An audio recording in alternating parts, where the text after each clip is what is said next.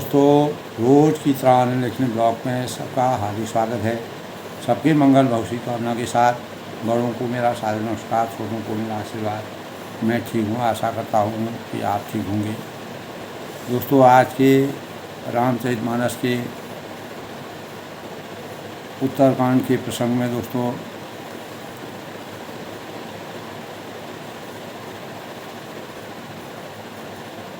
मर्यादा पुरुषोत्तम भगवान रामचंद्र जी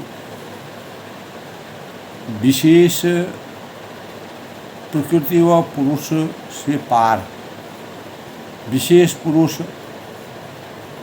जो होते हैं उनको परमेश्वर कहा जाता है। तो भगवद गीता में भी दोस्तों पुरुषोत्तम योग नामक 16वें और 15वें अध्याय में विवेचना प्रस्तुत की गई है। थी कि इस सूत्र में भगवान कहते हैं कि संसार में क्षर अर्थात नाशवान और अक्षर अर्थात अविनाशी, ये दो ही प्रकार के पुरुष हैं और संपूर्ण प्राणियों के शरीर को क्षर और जीवात्मा को अक्षर कहा जाता है। तो श्री भागवत गीता ने भगवान ने गीता के 7वें अध्याय में परा तथा अपरा नाम के जिन प्रकृतियों का वर्णन किया है, तो 8वें अध्याय में अगर आप अध्ययन करें तो अभिभूत और आध्यात्म के नाम से जिनका उल्लेख किया गया है, और 13वें अध्याय में क्षेत्र और क्षेत्रज के नाम से परिभाषित किया गया है। वैसे ही संदर्भ में दोस्तों यहाँ दो प्रकार के पुरुषों का वर्णन कर रहे हैं। यहाँ वे एक तो नाशवान और दूसरे को अविनाशी बताते हैं। तो आशा को कूटस्थ अर्थात अपरिवर्तनीय बताते हुए वे कहते हैं कि इस आत्मा का किसी भी अवस्था में क्षय, नाश या अभाव नहीं होता है, इसलिए यह अक्षर है। तो यह नाशवान शरीर जन्म से पहले नहीं था, यह तो जन्म के साथ ही अस्तित्व में आया, किंतु आत्मा के लिए ऐसा नहीं कहा जा सकता। यह तो तीनों कालों में एक समान रहने वाला है। 6 प्रकार के विकारों से युक्त होना शरीर का सहज धर्म माना गया है, और जन्म लेना, अस्तित्व में रहना, वृद्धि करना यानी बढ़ना, और क्षीण होना, कुछ काल तक बने रहना और फिर नष्ट हो जाना। तो ये नाशवान शरीर के विकार कहे जाते हैं। अविनाशी आत्मा के ये सारे दोष नहीं होते हैं। वह अविनाशी आत्मा न तो कभी जन्मता है, न कभी मरता है, और नहीं उसका अंत होता है। यह शाश्वत तथा अविनाशी है और नित्य नवीन है। आत्मा के षड विकारों से रहित होने के कारण ही यह अविनाशी कहा गया है। तो तभी तुलसीदास ने रामचरितमानस में उत्तम पुरुष सत्वं परमात्मे दात यो लोकत्रयमा विश्व विभूतव्य ईश्वर, यानी उत्तम पुरुष गीता में कहा गया है कि दोस्तों उत्तम पुरुष तो अन्य ही है, परमात्मा के नाम से पुकारा गया है। वही अविनाशी ईश्वर तीनों लोकों में प्रविष्ट होकर सबका भरण पोषण करते हैं। और श्रीमद् भागवत में दोस्तों कहे गए, यदि इन ये जो श्लोक 16वें एवं 17वें श्लोक के साथ अगर हम इनके यत्न करें, सोचें, तो हम कह सकते हैं कि सृष्टि में 3 संभावनाएं विराजमान है। एक नाशवान शरीर है, संसार है, ये सब परिवर्तनशील है, बनते, बिगड़ते तथा नष्ट होते हैं। दूसरी वह नाशवान संसार में छिपी हुई अविनाशी आत्मा है, और तीसरी उत्तम पुरुषोत्तम है, वह जो परमात्मा है। वह परमात्मा इन शेष 2 स्थितियों का, शेष 2 पुरुषों का अतिक्रमण कर गया है और एवं इसलिए यह शेष दो से भिन्न तथा उत्तम विलक्षणता है। तो तुलसीदास ने रामचरितमानस में दोस्तों उत्तरकांड में काकभूषण जी के द्वारा जो अपार ज्ञान की पराकाष्ठा जो कि भगवत गीता से मिलान खाती है, तो ऐसे भावों से वो अपने जीवन में अंतःकरण करके उन्होंने वैरागी ज्ञान और भक्ति के पूरे स्वरूप का वर्णन कराया। तब वैरागी रूपी ढाल से अपने को बचाते हुए ज्ञान रूपी तलवार के मद, लोभ और मोह रूपी बैरियों को मारकर जो विजय प्राप्त करते हैं वह हरिभक्ति। और तब वह गरुड़ जी कहते हैं इसे विचार कर देखिए। तो पक्षीराज गरुड़ जी फिर प्रेम सहित बोले, हे कृपालु, हे दयालु, हे कृपा निधान, यदि मुझ पर आपने भक्ति, प्रेम और ज्ञान के पूर्ण रहस्य को जिस प्रकार से पूर्ण रूप से वर्णन किया है, अगर आप मुझ पर कृतार्थ हैं, दयालु हैं, तो मेरा जो जीवन भर का जीवांतर का जो संशय है, मोह है, भ्रम है, वह हमेशा के लिए समाप्त हो गया। लेकिन इसके बावजूद भी यदि आप मुझे अपना प्रिय समझते हैं तो हे नाथ मुझे अपना सेवक जानकर मेरे 7 प्रश्न उन्होंने की कि उस 7 प्रश्नों का सही मार्ग मेरे को बताइए कि ये 7 प्रश्नों के उत्तर भगवान का कीजिए। इसीलिए मैंने प्रथम ही कहूँ नाथ मति धीरा, सबते दुर्लभ कवन शरीरा, बड़ दुख कवन कवन दुख भारी, सोई समसे रहूँ करूँ।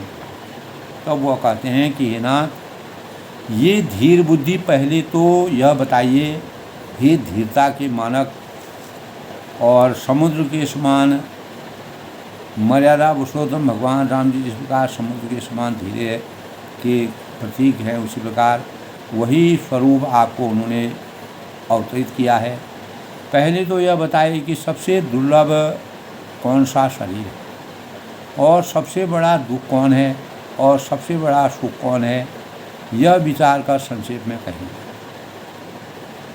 और संत असंत मर्म तुम जानो, तुम संत और असंत के मर्म भेद को जानते हैं कि उनमें क्या अंतर है और दोनों की विचारधाराएँ किस प्रकार की होती हैं।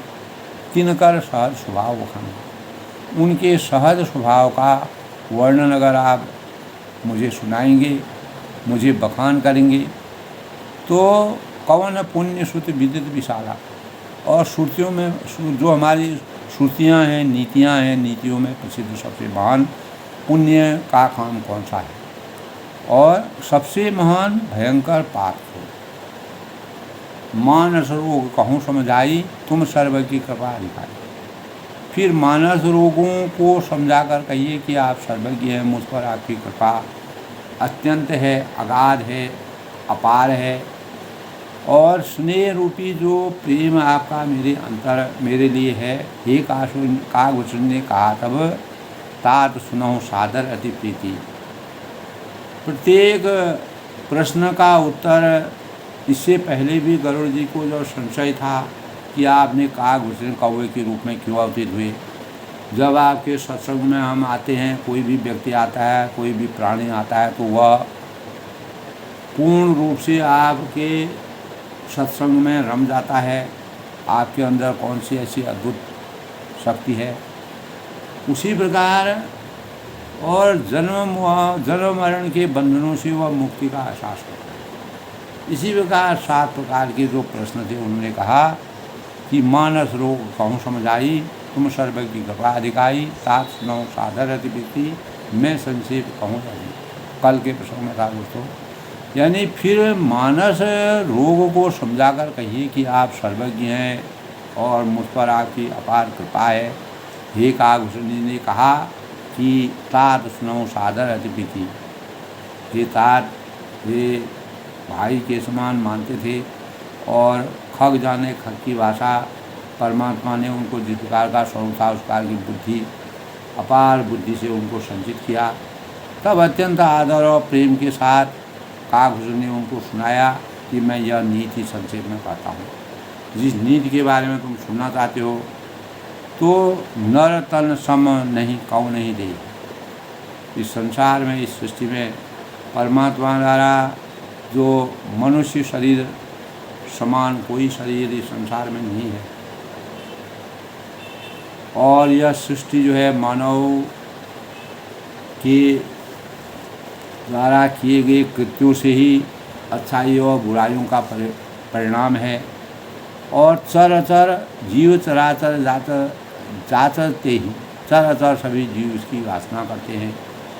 नरक स्वर्ग अपस्वर्ग न सीढ़ी। मनुष्य शरीर नरक स्वर्ग और मोक्ष की सीढ़ी है।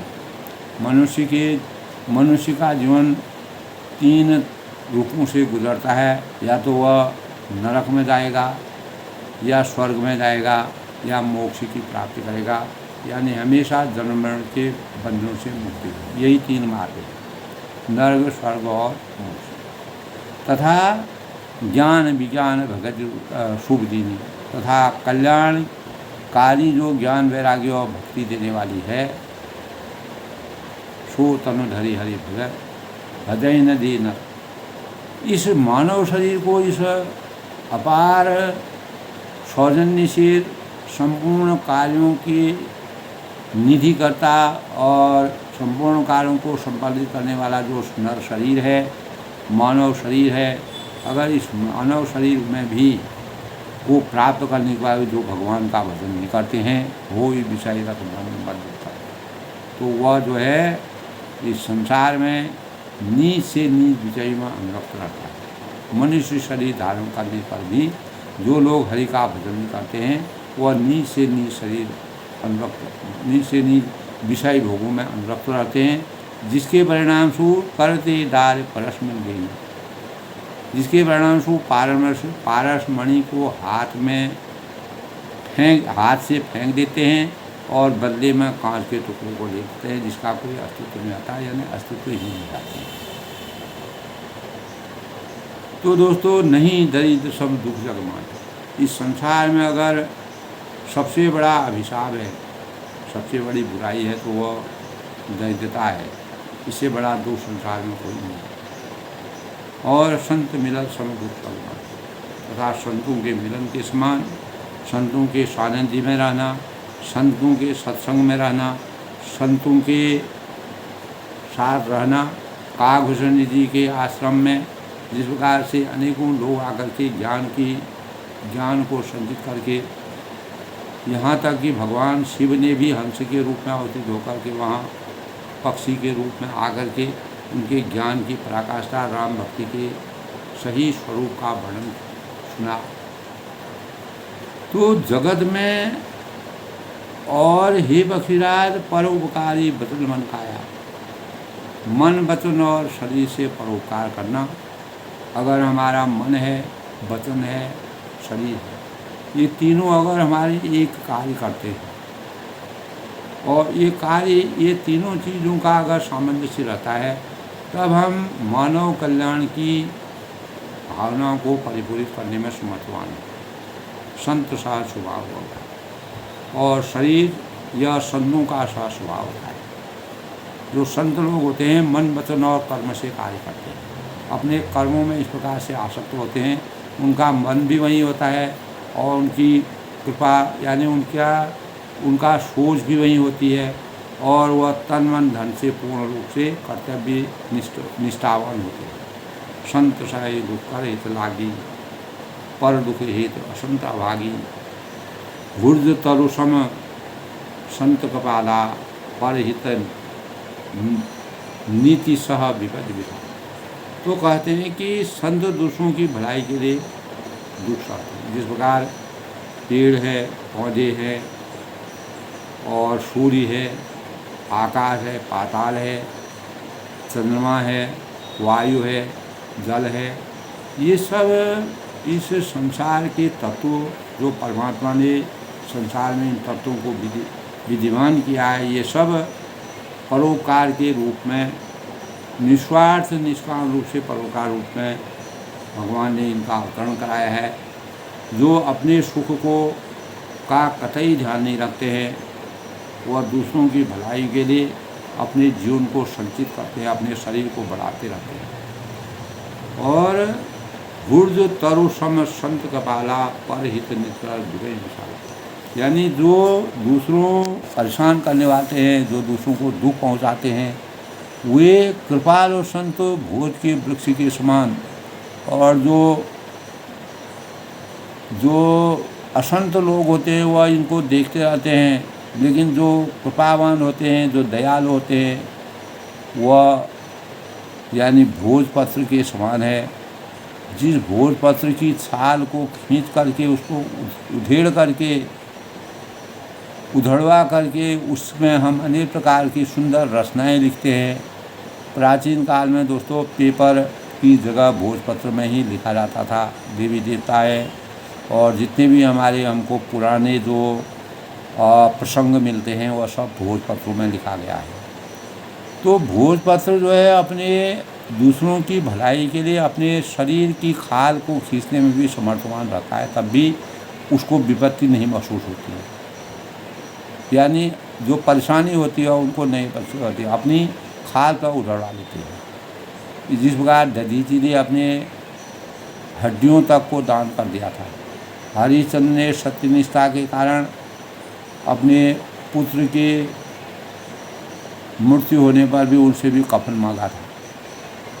तो इस प्रकार के अनेकों उदाहरण हैं जो आदिकाल से हमारे सामने हैं दोस्तों। सन युवा खल कर बंधन करही, खाल कराई विवत्सरी, खल बिनु स्वागत अवकारी, अहिमूषक व सुन अगारी।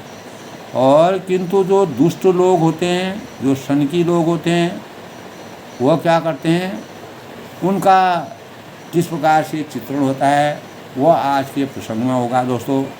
तो जो संत लोग होते हैं, जिस प्रकार यानी ये भोजपत्र होता है और दूसरों की भलाई के लिए किस प्रकार का अपने खाल पर उधड़ा करके जन कल्याण करते हैं।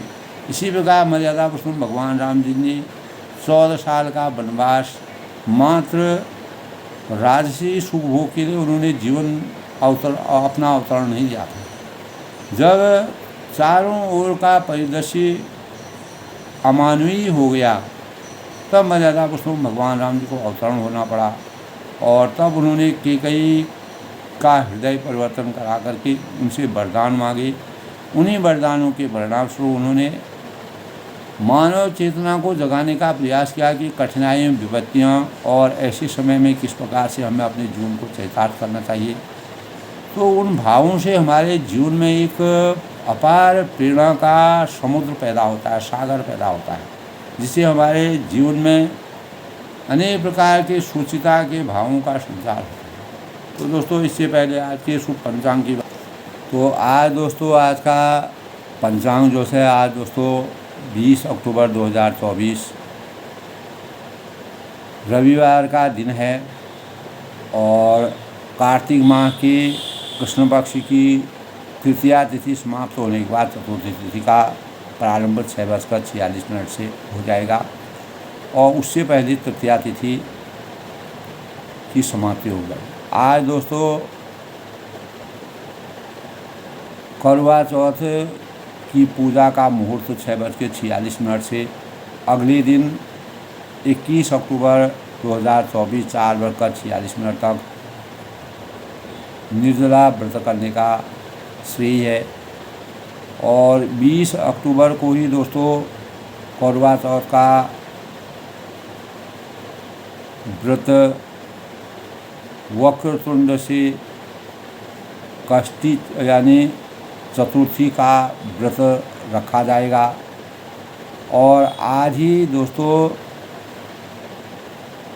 महिलाओं का करवा चौथ का व्रत रखने का विधान है।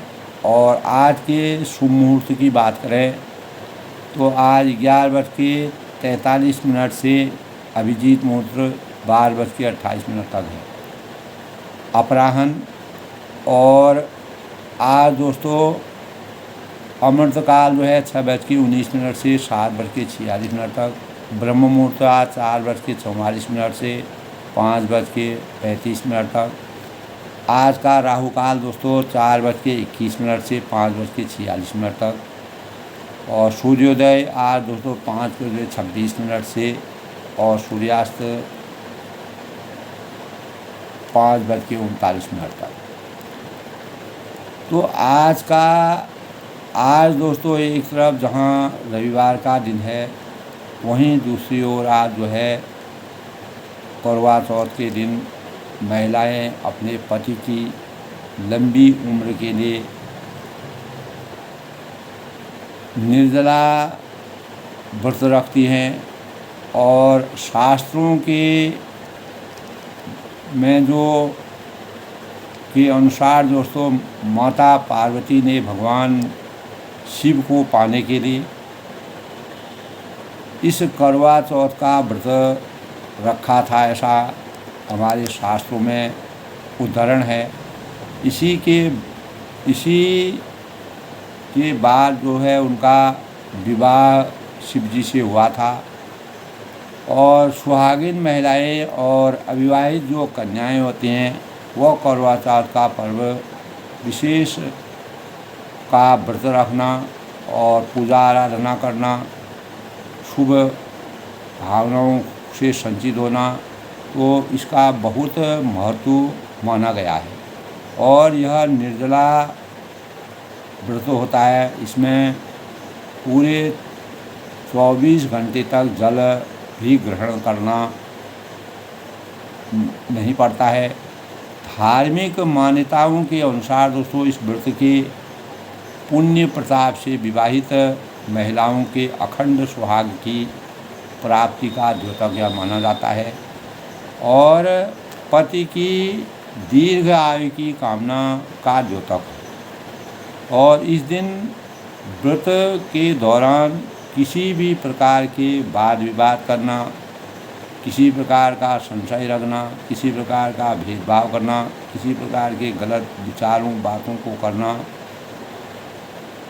करने में परहेज करना चाहिए, बचना चाहिए। और यह श्रृंगार की देवी के स्वरूप में यह व्रत माना जाता है। माँ लक्ष्मी की प्रतीक का श्रृंगार का स्वरूप है। और इस दिन शिव और पार्वती, गणेश जी और कार्तिक देवता की पूजा की जाती है। और चंद्रमा की पूजा करने का बहुत बड़ा चंद्रमा के दर्शन करने, पूजा विधि विधान के साथ पूजा करनी चाहिए। और पति की लंबी आयु और सुख समृद्धि के प्रतीक के रूप में यह करवा चौथ का व्रत सभी महिलाएं मनाती हैं। हमारे देश में दोस्तों इस प्रकार की परंपरा है। तो भारतीय दर्शन में इसका अगाध महत्व है। आज रविवार का दिन है। रविवार विश्राम का दिन होता है। 1846 से रविवार को विश्राम के दिन के रूप में पूरे सप्ताह मना गया।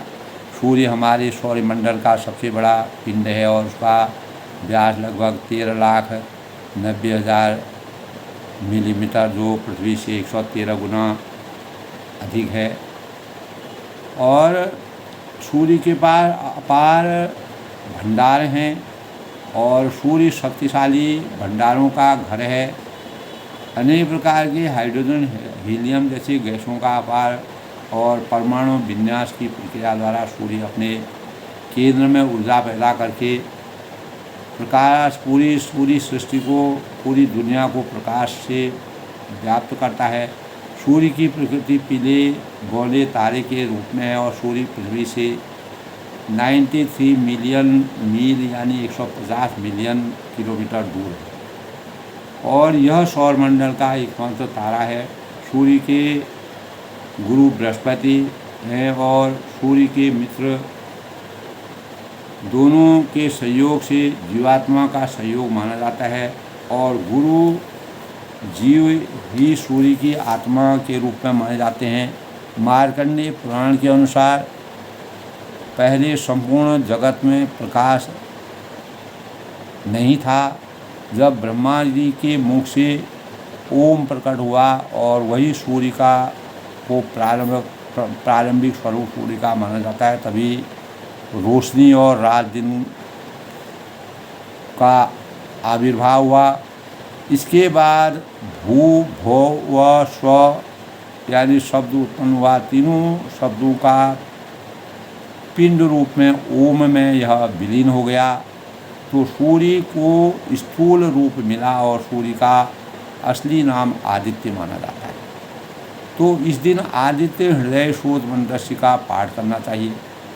सूर्य को रविवार के दिन हमेशा अर्घ्य देना चाहिए। इससे हमारे जीवन में अनेक प्रकार के शुचिता के भावों का संचार होता है और सूर्य में अनेक प्रकार के रोग प्रतिरोधक क्षमता वाली किरणें निकलती हैं, जो हमारी प्रकृति को निरोग बनाती हैं। और इसी प्रकार सूर्य जो है चिकित्सालय के समान कार्य करता है। औषधि गुणों का अपार भंडार है। अनेक कीटाणुओं का, जो हानिकारक कीटाणु उनको समाप्त करके ऊर्जा का सबसे बड़ा स्रोत माना है। तो सूर्य की पूजा करने से यश, सौभाग्य, सुख, और अगर रविवार को उपवास किया जाता है, सूर्य का ध्यान किया जाता है, तो हमारे जीवन में अपार तेज की प्राप्ति होती है। सूर्य राजयोग का प्रबल मानक माना गया है। राजयोग के लिए सूर्य का प्रबल होना जरूरी है। अगर किसी जातक का सूर्य जो है नीच ग्रह में बैठे रहते हैं, सही जगह पर नहीं बैठते हैं, तो उस साधक को सूर्य की उपासना करनी चाहिए, पूजा करनी चाहिए। भगवान सूर्य को जल अर्पित करना चाहिए और तांबे के बर्तनों का प्रयोग करना चाहिए। और भगवान सूर्य में लाल पुष्प और रोली है और दीपक जला करके सूर्य भगवान की उपासना करनी चाहिए। और इस प्रकार रोज़ाना सुबह सूर्य को अर्घ्य और जल चढ़ाने से अनेक प्रकार के लोगों के भाग्य में समृद्धि आती है। ओम भुवः स्वः तत्सवितुर्वरेण्यं भर्गो देवस्य धीमहि धियो यो न प्रचोदयात्। ओम सूर्याय नमः का जाप करना चाहिए। इससे हमारे जीवन में राजयोग के भावों का संचार होता है और हमारे जीवन में अपार प्रकाशित जीवन होता है। जीवन में अनेक प्रकार के शुभ भावों का संचार होता है। अज्ञान रूपी अंधकार से हम ज्ञान रूपी प्रकाश का चयन करते हैं। संदर्भ में दोस्तों, आज रामचरितमानस के उत्तरकांड के आज के यानी प्रसंग से पहले हमारे जीवन में दोस्तों सम्मोहन एक शब्द रहता है। तो भगवानों में इसका किस प्रकार से इस शब्द का प्रयोग किया गया। सम्मोहन का अर्थ विमुग्धता है, यानी यह अवचेतन मन की एक विशिष्ट अनोखी दशा है जिसके अधीन जीव आत्मदशा को विस्तृत कर स्वयं पर नियंत्रण खो देता है। यानी वह किसी न किसी रूप से अपने पूरे अंग उसके स्थिर जैसे हो जाते हैं। वस्तुतः सात्विक श्रद्धा ही प्रगाढ़ होकर सम्मोहन का रूप धारण करती है। तो अतः सम्मोहन सात्विक वृत्तियों से उत्पन्न श्रद्धा का उत्कृष्ट परिणाम है। जिस प्रकार दोस्तों हम गोपियों और भगवान श्री कृष्ण की रासलीला को देखते हैं और उनका वर्णन करते हैं, आज भी लोग उस दृश्य का नाटक रूप में नाटकीय वर्णन करते हैं। तो गोपियाँ एवं ग्वाल वालों का भगवान श्री कृष्ण के प्रति सम्मोहन ऐसा था, वे उनके नैसर्गिक रूप, सौंदर्य और लोक उपकारी लीलाओं से स्वतः आकृष्ट होते थे।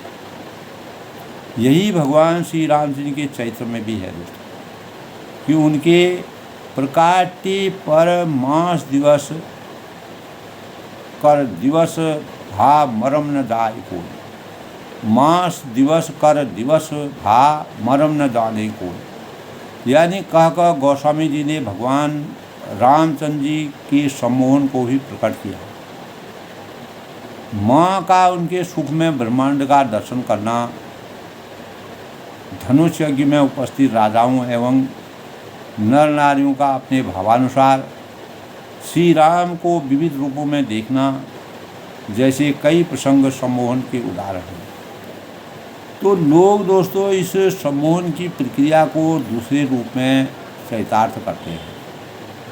तो सम्मोहन के ये दोस्तों इस प्रकार की स्पर्श विद्या है, इस प्रकार स्पर्श शक्ति है जो भगवानों में विद्यमान रहती है। और अवचेतन अवस्था में पहुंचकर यह भक्त जब सम्मोहन के जिस प्रकार गोपियाँ सम्मोहित होकर के भगवान कृष्ण में पूर्ण रूप से लिप्त हो जाती थी, तो अवचेतन अवस्था में पहुंचकर भक्त जब भाव की उच्चतम दशा को प्राप्त कर लेता है, जब भक्ति में जिस प्रकार काकभूषणी जी मर्यादा भूषण भगवान राम की भक्ति में पूर्ण रूप से समर्पित हो गए, तो कौवे के रूप में अवतीर्ण होकर के भी उस जीवन को भी उन्होंने अपार सुख का अनुभव उसमें किया। जबकि मानव जीवन सबसे महत्वपूर्ण जीवन माना जाता है, तब शरीर रोमांचित और पुलकित हो जाता है। जब भक्ति हमारे जीवन के अंग प्रत्यंग में समाहित हो जाती है, तो हमारा शरीर रोमांचित हो जाता है और हम पुलकायमान हो जाते हैं। नेत्रों में अश्रुधारा आती है। आप किसी भी भजन कीर्तन में बैठते हैं, सत्संग में बैठते हैं, वहाँ जब परमात्मा की वास्तविक प्रेम के अश्रु आते हैं, तो परमात्मा की आसक्ति में जब विलीन हो जाते हैं, यही दोस्तों सम्मोहन है। और श्री राम की प्राण प्रतिष्ठा के अवसर पर दोस्तों ऐसा अयोध्या में देखा गया कि अधिकांश लोगों ने इसका अनुभव किया और वह बेसुध कर देने वाले पल सामान्य नहीं होते। बड़े बड़े धीर वीर और शक्तिशाली लोग भी वहाँ पर कुछ समय के लिए बेसुध हो गए। तो परमात्मा की आसक्ति जब सम्मोहित हो जाती है, तो कल्पना ही नहीं की जाती कि भाव दशा की पराकाष्ठा क्या होती है। तो भाव दशा की पराकाष्ठा का सही संज्ञान तब मानव को जानकारी होती है। तो वस्तुतः दोस्तों अंतरात्मा के तार हमारे पूर्वजों से जुड़े रहते हैं। जो हमारे आदि देव हैं, जो हमारे विलक्षण प्रतिभा के लोग हैं, जो हमारे पूर्वज हैं, उनसे हमारे कहीं न कहीं हमारे तार जुड़े हुए हैं। और वहाँ पहुँचने के लिए तंत्र मंत्र ही नहीं, प्रेम अतिरेक की आवश्यकता होती है। जब हम उनके वास्तविक चरित्र का गुणगान करते हैं, उनकी गणकथा, तो प्रेम के वास्तविक भावों का संचार होने लगता है। तब लौकिक प्रेम के अतिरेक में प्रेमी प्रेम को विस्मृत कर देता है, और जिसके परिणाम स्वरूप अलौकिक प्रेम की बात ही क्या है, यानी अतिशय प्रेम के तादात्म्य की स्थापना का कारण होता है। जब दोस्तों हमारे अंतःकरण में श्रद्धा और भक्ति का सैलाब स्वरूप जो है सारे तटबंध तोड़कर किसी प्रकार के अवरोधों से मुक्त होकर हमारी मनस चेतना के तार उससे जुड़ जाते हैं, उससे सम्मोहित हो जाते हैं, तो हम भाव विभोर हो जाते हैं, और जिसके परिणाम स्वरूप हम पूरे सांसारिक माया मोह के बंधनों से मुक्त हो जाते हैं। यही सम्मोहन की स्वाभाविक और सहज प्रक्रिया है, जिसे हर कोई अनुभव कर सकता है यदि हम इसका सूक्ष्म रूप से एहसास करें, ज्ञान इसका सूक्ष्म रूप से अध्ययन करें, तो हमको अपने जीवन में यह स्वयं परिलक्षित होगा। इसी स्वरूप में दोस्तों आज के उत्तरकांड के प्रसंग में गरुड़ जी द्वारा पूछे गए 7 प्रश्नों का जब काकभूषणी जी उत्तर देते हैं, तो उन्होंने मनुष्य के से बड़ा शरीर, मनुष्य के समान शरीर वही संसार में समर्थवान सब कुछ कर सकता है। परोपकार सबसे बड़ी चीज़ है। सबसे बड़ा पाप क्या है, सबसे बड़ा सुख क्या है? सन युव खल बंधन करई खाल कड़ाई विपरीत। और लोक कल्याण से क्या होता है? खल बिनु स्वार्थ कब अवकारी अहिमूषक युव सुन उगाल। तब वह कहते हैं सन युव खल पर बंधन करेंगे। किंतु दुष्ट लोग जो होते हैं सन की भांति दूसरों को बांधते हैं, यानी सन की भांति दूसरों को बांधने का काम करते हैं। खाल कड़ाई विपद सही मरेंगे, और उन्हें बांधने के लिए अपनी खाल खींचकर विपत्ति सहकर मर जाते हैं। लेकिन जो कल्याणकारी लोग होते हैं अपनी खाल से लोगों का हित करते हैं। तो खल बिनु स्वार्थ कब अवकारी। इस संसार में, इस सृष्टि में ही सर्पों के शत्रु गरुड़ जी सुनिए, दुष्ट बिना किसी स्वार्थ के, खल बिनु स्वार्थ कब अवकारी, किसी स्वार्थ के सांप और चूहे के समान अकारण दूसरों की बुराई करते हैं, अपकार करते हैं। उपकार नहीं करते हैं, अपकार करते हैं, बुराई करते हैं। तो सबसे बुराई पाप इस संसार में क्या है, ये काकभूषण जी गरुड़ जी को समझाते हैं। पर संपदा विनाश नशाई। और वह ये भी कहते हैं कि वे पराई संपत्ति का नाश करके स्वयं भी नष्ट हो जाते हैं। जिनको न स्वयं के अस्तित्व का ज्ञान तो नहीं होता है, लेकिन वह दूसरों के अस्तित्व को भी समाप्त करते हैं। जिमी शशि हित हिम उपल विराई। जैसे खेती का नाश करके ओले नष्ट हो जाते हैं, ओले गिरते हैं, वह जो है केवल जब जिसमें वह गिरते हैं उसमें वह हरी भरी जो हमारी परिपक्व परिपूरित खेती होती है उसको नष्ट कर देते हैं, और स्वयं ही वह धरती में लिप्त हो जाते हैं, विनिष्ट हो जाते हैं। तो दुष्ट लोग भी यही करते हैं दोस्तों। जो हम सुंदर सौहार्दपूर्ण वातावरण होता है उसको समाप्त कर देते हैं और अपना भी अस्तित्व खो देते हैं। आज के युग में दोस्तों जैसे आतंकवाद है, वह क्या करते हैं, स्वयं का तो नाश करते हैं, उसके साथ ही दूसरों जो हमारे जो सैनिक होते हैं जो रात दिन सेवा करते हैं उनको भी जीवन से उनको भी काल के ग्रास में कर देते हैं। तो दुष्टों का आचरण इस प्रकार से होता है, जो स्वयं तो विलीन हो जाते हैं, समाप्त हो जाते हैं और दूसरों को भी समाप्त कर देते हैं। तब कहा गया है सन युव खल कर बंधन कर वही खाल कड़ा विपद सही मरही खल बिनु स्वार्थ कर अवकारी अहिमूषक युव सुन उगारी। तो सुनिए, दुष्ट बिना किसी स्वार्थ के सांप और चूहे के कारण ही दूसरों का अपकार करते हैं, दूसरों की बुराई करते हैं। पर संपदा विनाश नशाई। और वे पराई संपत्ति का नाश करके स्वयं नष्ट हो जाते हैं।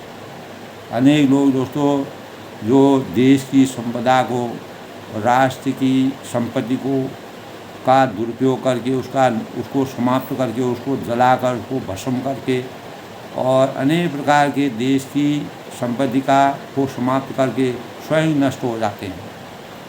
तो जिमी शशि हित बल विराई। आज के कलयुग के परिवेश में ऐसा ज़्यादा दिखाई देता है। जैसे खेती का नाश करके ओले नष्ट हो जाते हैं, उसी प्रकार दुष्ट लोगों का आचरण होता है। दुष्ट उदय जग आरती हेतु। दुष्टों का अभ्युदय, उन्नति उनको अच्छी नहीं लगती है। अधम ग्रह केतु के उदय की भांति जगत के दुख के लिए ही होता है। जिस प्रकार केतु सभी ग्रहों को में विचलन पैदा करता है, उसी प्रकार दुष्टों का हृदय भी केतु के समान मानवता को हरने का काम करता है। संतो उदय संतन सुखकारी। जो 7 प्रश्न गरुड़ जी ने पूछे थे उनका उत्तर मिल रहा है संतो उदय संतन सुखकारी। और जो सन्नों का अभ्युदय होता है, यदा यदा धर्मस्य ग्लानिर्भवति भारत अभ्युत्थानम अधर्मस्य तदा त्वं सदाम्यहम्। शिव का मर्यादा पुरुषोत्तम भगवान राम जी जब अवतार लिया तो उस समय का वातावरण, उस का परिवेश, राजाओं में आपस में बैर था और उससे पहले और चारों तरफ युद्ध का वातावरण था और अनेक प्रकार के जो देवी देवता थे उनको पूजा नहीं करनी जाती थी, राक्षसों का आतंक बढ़ता जा रहा था, तब मर्यादा पुरुषोत्तम भगवान राम जी अवतरित हुए। ऐसे ही भगवान श्री कृष्ण भी द्वापर में उन्होंने भी अपना अवतार लिया। तो संत उदय संतन सुखारी, और संतों का अभ्युदय सदाई सुख देने वाला होता है। विश्व सुखद जिम्मे इंद्र तुम्हारे, जैसे चंद्रमा और सूर्य का उदय विश्व भर के लिए सुखदायक होता है, सुख की अनुभूति करता है। जब सूर्य का उदय होता है, चारों ओर प्रकाश आता है, तब हमको सभी कार्यों को करने में हम समर्थवान रहते हैं।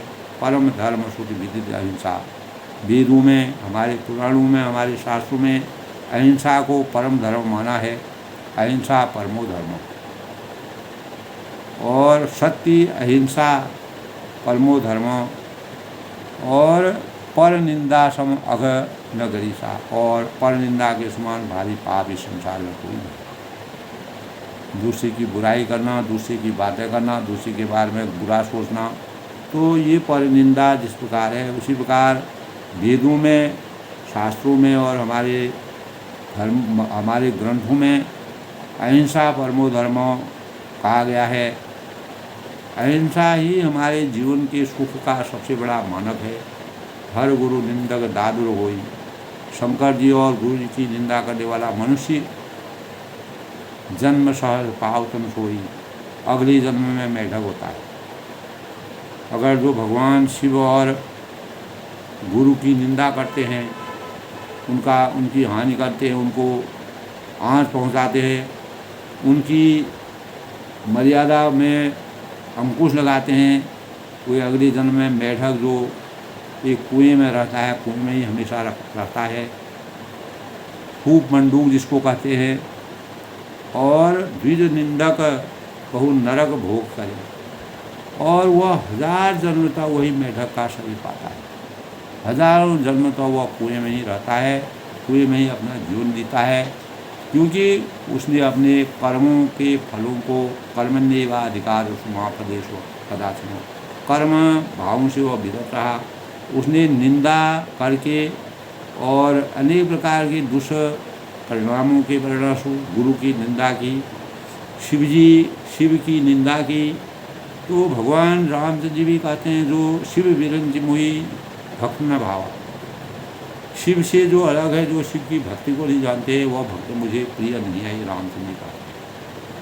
तो सुर श्रुति निंदक जे अभिमानी, जो अभिमानी जीव देवताओं और वेदों में की निंदा करते हैं, जो अज्ञान रूपी अंधकार से ढके हुए हैं, रौ नरक पराई प्राणी, और वेदों की निंदा करते हैं, हमारे शास्त्रों की निंदा करते हैं, हमारे ग्रंथों की निंदा करते हैं, वे रौ नरक में पड़ते हैं। हजारों सालों तक नरक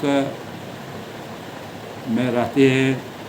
और होई उरूक संत निंदारक, संतों की निंदा करने में लगे हुए लोग उल्लू होते हैं, जिनको न ज्ञान होता है, न बुद्धि होती है, न विवेक होता है। और मोह निशा प्रिय ज्ञान भानु, जिन्हें मोह रूपी रात्रि प्रिय रखती है। उल्लू रात में ही चलता है, रात में ही देखता है, रात में ही सभी क्रियाएं करता है। उसी प्रकार जो अज्ञान रूपी अंधकार में से लिप्त रहते हैं, वो हमेशा रौ नरक में रह करके अपना जीवन यापन करते हैं।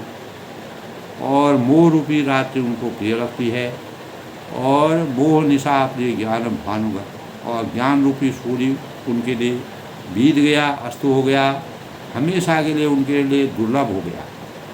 तो ज्ञान रूपी प्रकाश उनके जीवन में कभी भी व्याप्त नहीं हो सकता है।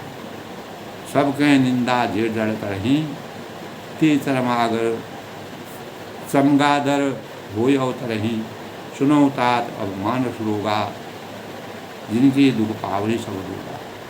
यानी जो मूर्ख मनुष्य सबकी निंदा करते हैं, सबको किसी न प्रकार से हानि पहुंचाते हैं, सभी का अपमान करते हैं, वे समगादड़ होकर जन्म लेते हैं।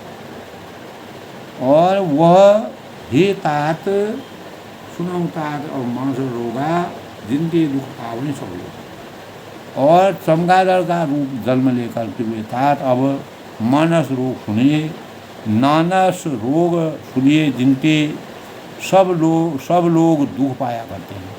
उनके स्वरूप से सभी की आत्मा को दुख पहुँचता है।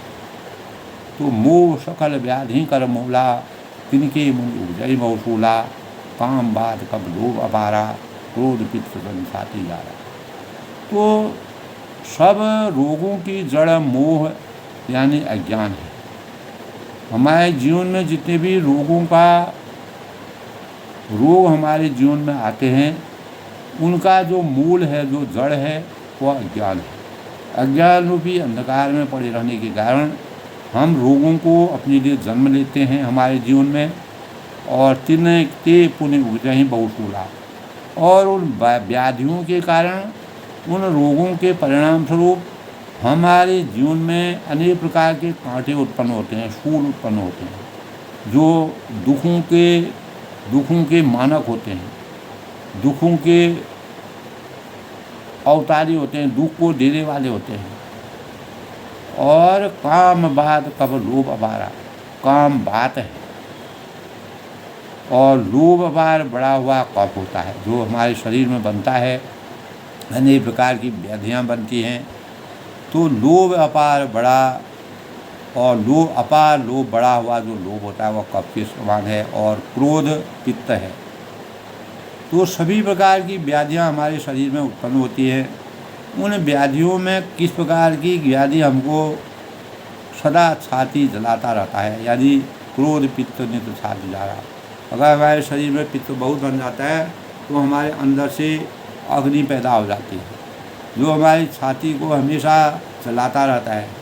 अज्ञान रूपी अंधकार के कारण हम जब मोह सकल काफ़ी अनेकों रोगों से त्रस्त हो जाते हैं, तो अभिशप्त हो जाते हैं, तो व्याधियाँ फिर बहुत प्रकार से शूल बनकर कांटों का स्वरूप धर करके हमको छेड़ती है, हमको परेशान करती है।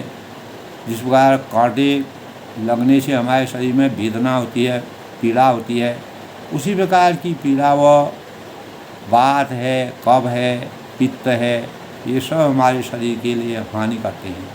उसी प्रकार का चरित्र जो है, जो असंत लोग होते हैं, जो मूर्ख मनुष्य होते हैं, जो सबकी निंदा करते हैं, वह चमगादड़ के समान हैं, और वह नाना रोग उनके दुखों से व्याप्त रहते हैं।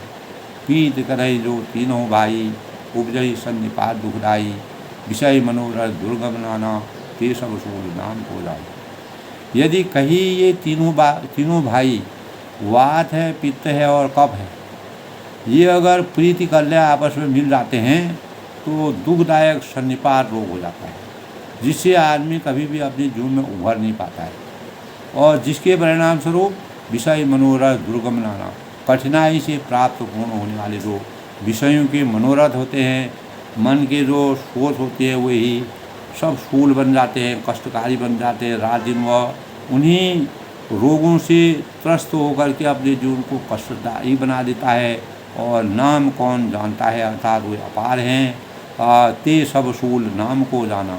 इस प्रकार की जो पीड़ाएँ हैं, व्याधियाँ हैं, परेशानियाँ हैं, इनको केवल वही जान सकता है जिसके अंतःकरण में इस प्रकार के भावों का संचार होता है, जो इस प्रकार से दूसरों की बुराई में अभिशप्त होते हैं, लीन होते हैं, और गलत कार्य करते हैं, और उनका जीवन मूर्ख मनुष्य सबकी जो निंदा करते हैं, चमगादड़ का जन्म लेकर के वह अनेक प्रकार के शूल बन करके, यानी कष्टदायक रोगों की उत्पत्ति करके, कफ और वात पित्त जब आपस में मेल कर देते हैं, संयोग बना लेते हैं, तो दुखदायक सन्निपात रोग की उत्पत्ति हो जाती है।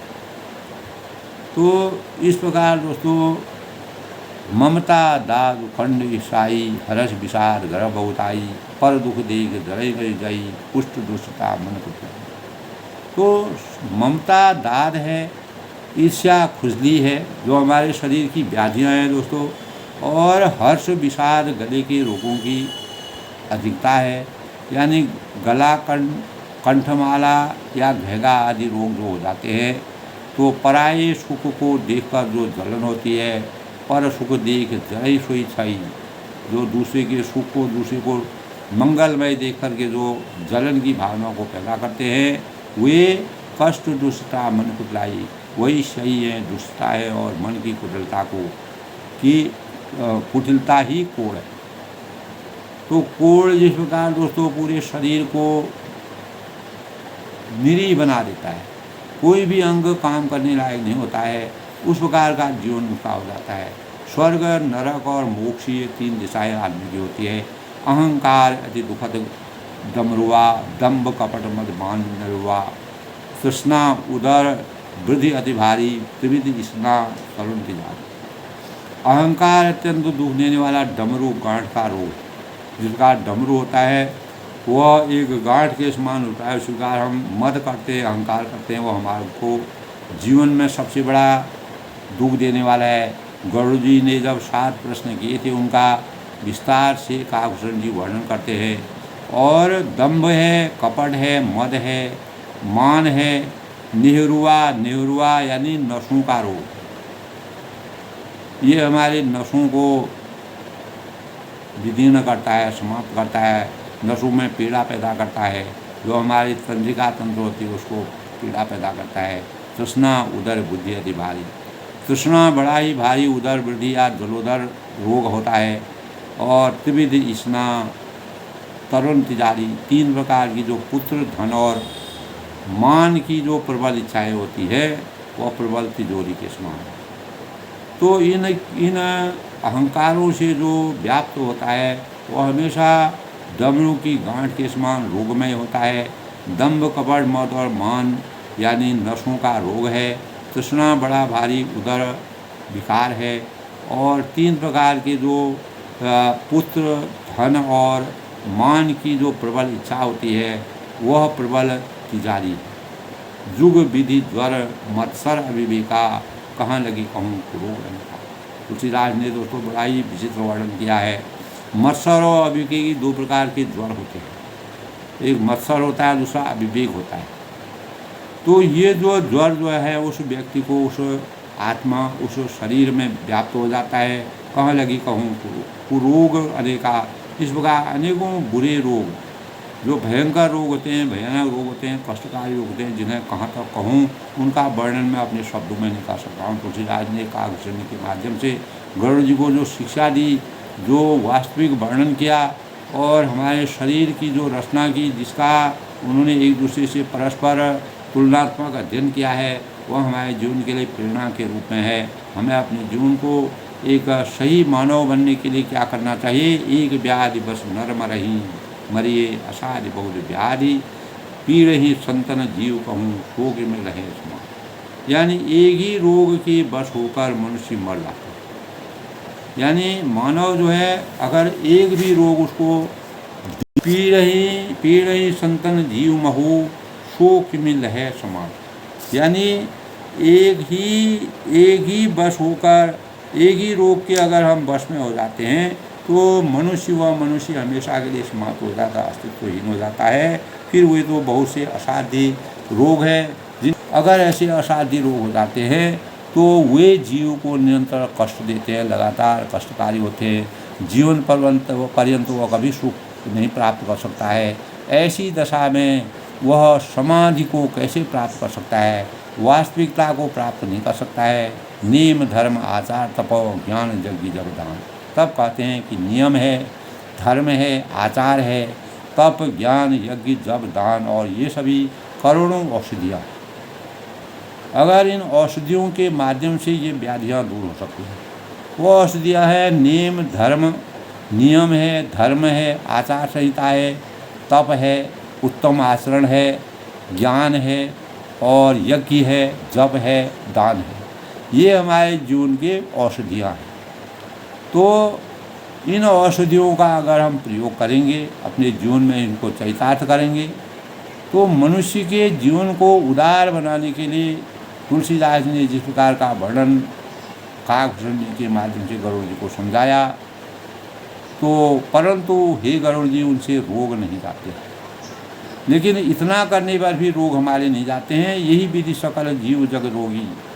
तब वह कहते हैं कि नियम, धर्म, आचार, आचरण, तप, ज्ञान, यज्ञ, तप, दान आदि करोड़ों भी औषधियाँ इनकी हैं, इनको किया जाता है, परंतु हे गरुड़ जी उनसे भी रोग समाप्त नहीं हो जाता। यानी जब तक हम सत्संग के सानिध्य में जाकर के ज्ञान, भक्ति और योग इनकी पराकाष्ठा को नहीं प्राप्त करते हैं और एक सच्चे मानव बनने के अधिकारी नहीं होते हैं और लोक कल्याण के कार्य नहीं करते हैं, तब तक हम वास्तव में मानवता के सही अधिकारी नहीं होते हैं, जिसके दुरुपयोग करने से हमारे जीवन में अनेक प्रकार की व्याधियाँ, नर तन पा करके, मनुष्य देह पा करके हम अगर अच्छे कार्य को नहीं करते हैं तो हमारे जीवन में 3 प्रकार की व्याधियाँ, कफ है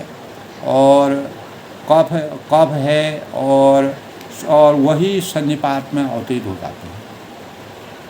वात है, कफ है, ये सन्निपात में अवतरित हो जाते हैं, जिसके परिणाम स्वरूप हम अनेकों रोगों से घिर जाते हैं और हम अपने अस्तित्वहीन हो जाते हैं। अगर हम उसके पश्चात नियम, धर्म, आचार, तप, ज्ञान, यज्ञ, तप, दान, अनेकों करोड़ों उपाय भी करते हैं, ये इनकी औषधियाँ हैं, इन औषधियों को भी करते हैं, तो वह गरुड़ जी को समझाते हैं कि तब भी वह रोगों की समाप्ति नहीं होती। तो आज के प्रसंग में दोस्तों रामचरितमानस में तुलसीदास ने बड़ा ही हृदय स्पर्शी वर्णन किया है, तुलनात्मक अध्ययन किया है, मानव चिंतन को जगाने का प्रयास किया है। हमें अपने कर्म भावों को कैसे उन्नत बनाना चाहिए, अपने कर्मशील रहना, मन, वचन और कर्म से कैसे लोक कल्याण के कार्यों को करना चाहिए, वह मर्यादा पुरुषोत्तम भगवान राम जी के चरित्र से हमको प्रेरणा के रूप में अपने जीवन में उतारना चाहिए। अपनी वाणी को विराम देते हुए सबके मंगल बख्श की कामना करता हूँ। सब लोग सुखी रहें। दोस्तों आज का प्रसंग थोड़ा लंबा हो गया, तो इसको सुनिए और इसका अवलोकन करें।